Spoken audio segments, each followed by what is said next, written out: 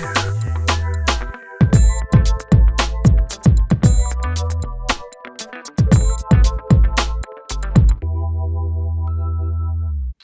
you so much for joining me. My name is Jenny Allen.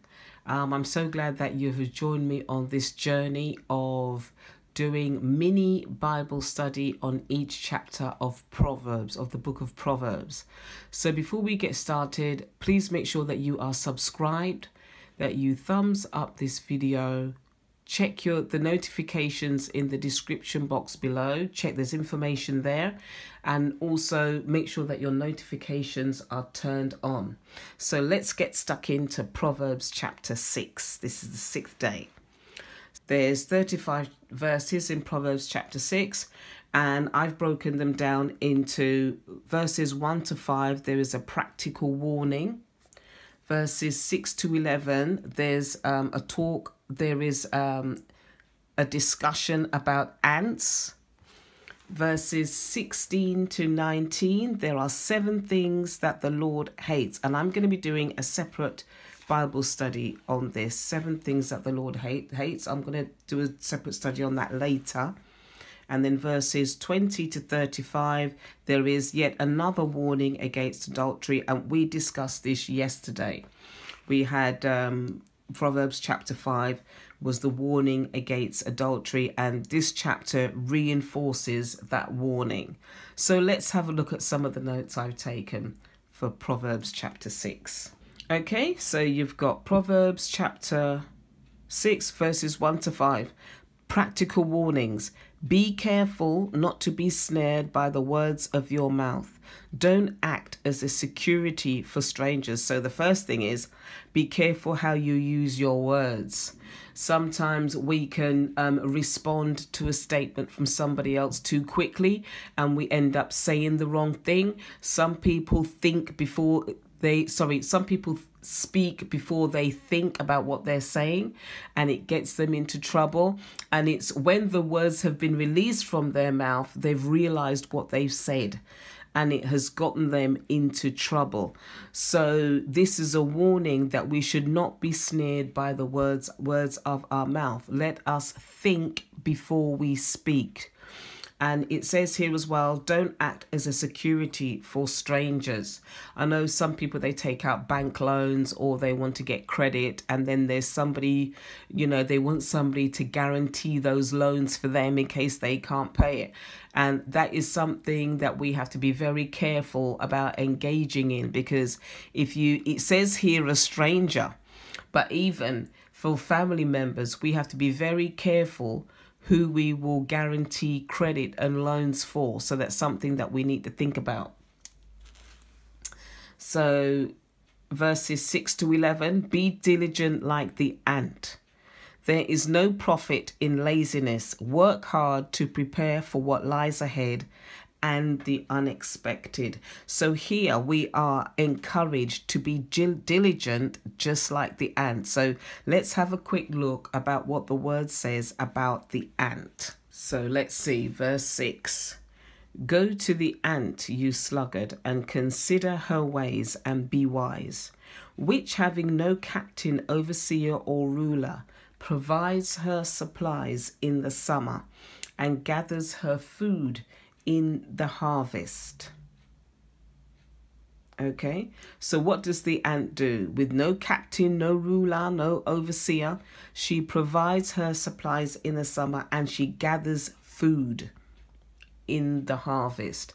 So we have to be prepared that whatever our end goals are in life, whatever we want to achieve in life, we've got to be prepared to work for it.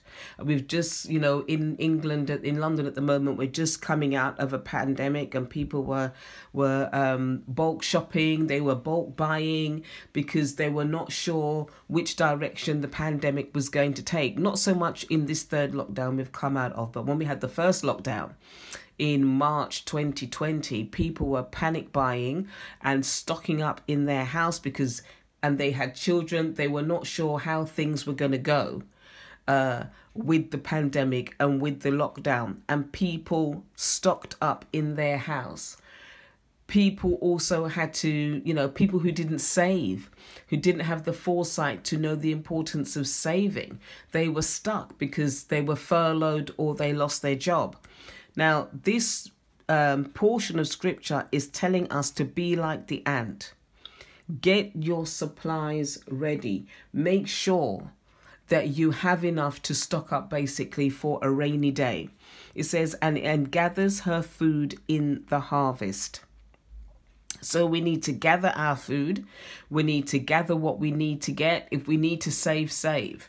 If we need to make sure that we have enough of certain things in our home and in our life, make sure that we have those things, because when the rainy day comes, we may not have enough in our homes or in our lives in order to survive and live.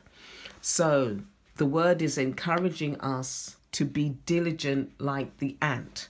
There is no profit in being lazy. When you want anything in life, you have to realize that we're going to have to work for it. And we are given an example here to be diligent.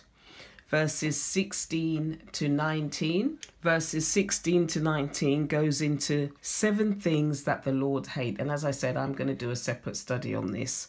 So the 7 things that he hates are: 1, a haughty eye; 2, a lying tongue; 3, hands that shed innocent blood; 4, a heart that devises wicked plans; 5, feet that make haste to run to evil; 6, a false witness who breathes out lies; and 7, one who sows discord among brothers. He calls this an abomination. Let's just have a look at that.